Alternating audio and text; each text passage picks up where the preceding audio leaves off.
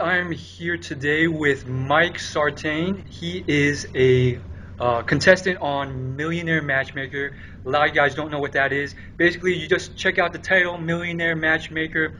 It's pretty much a millionaire, and it's a matchmaking TV reality show. I'm the marketing director and part owner of Future Media Group and Viva Vegas TV in Las Vegas, Nevada. We're the largest event planners in Las Vegas. If you live in Las Vegas, you meet a lot of beautiful women, and I have a lot of friends who are Maxim models and Playboy models, so I invited them to come do these videos with me. Every week I try to get a different girl who has a really big social media presence to come do the video with me and then to help me. So I'm throwing a party next Wednesday here in Las Vegas, and I invited 200 girls to this party personally, and then probably another 600 girls online I invited to the party.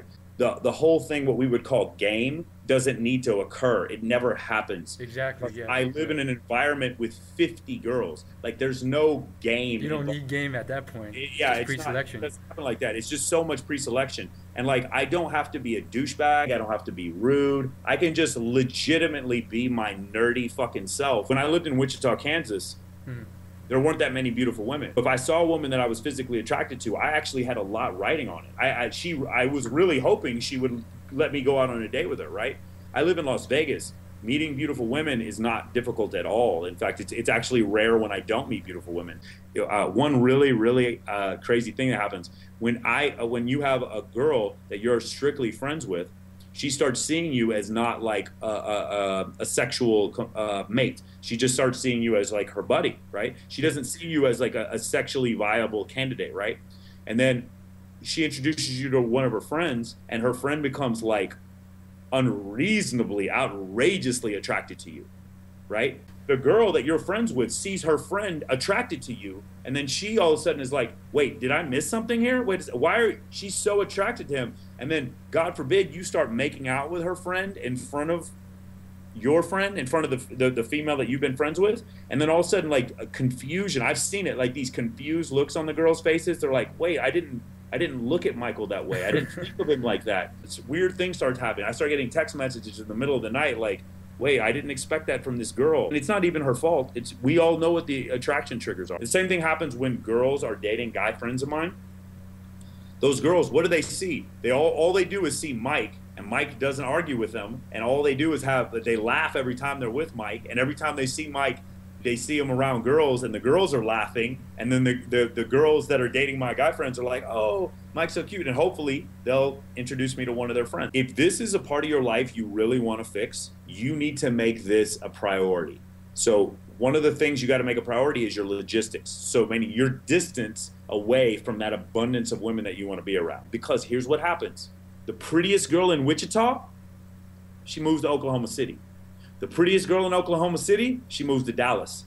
The prettiest girl in Dallas gets a modeling contract, and she moves out to Los Angeles. And those girls in LA who get tired of going to all these casting calls and, like, you know, getting hit on by all these perverted dudes and kind of get sick of that whole rat race, they realize I could make 40, 50,000 working at Hooters in Los Angeles, or I could make 250,000 being a cocktail waitress at Hakkasan in Las Vegas. So what happens is a bunch of those girls from Los Angeles, they move to Las Vegas. Beautiful women, in order for them to be recognized for their beauty, they need to move to bigger and bigger and bigger cities. They go to Milan and Paris and London and Los Angeles and New York and places like that, and they don't stay in Altus, Oklahoma. They're not in Pensacola. They may grow up there, but as soon as they turn 18, boom, they're out of there. Or they'll go to college, and then they go to a big city where they can get something better, or they get married, you know, really quickly.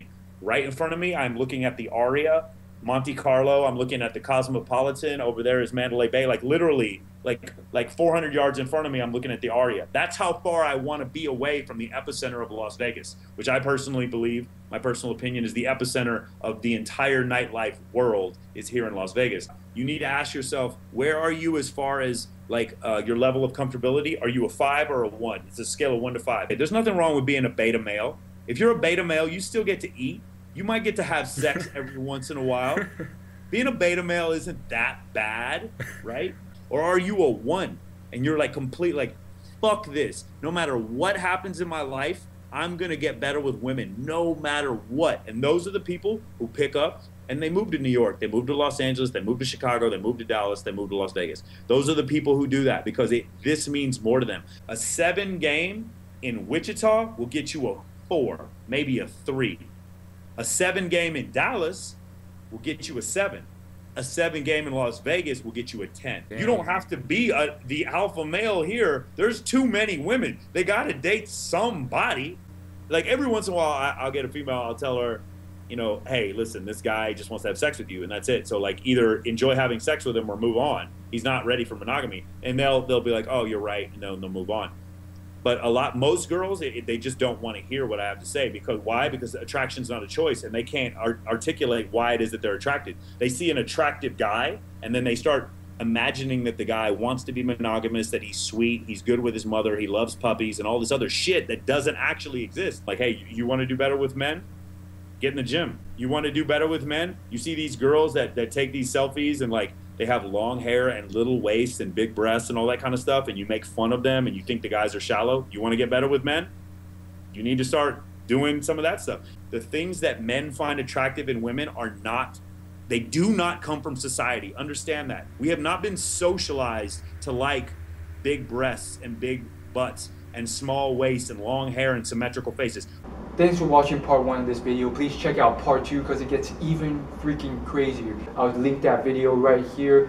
You just click here and it'll take you to it. Otherwise, just search on my channel for part 2 and it'll take you straight there. Peace.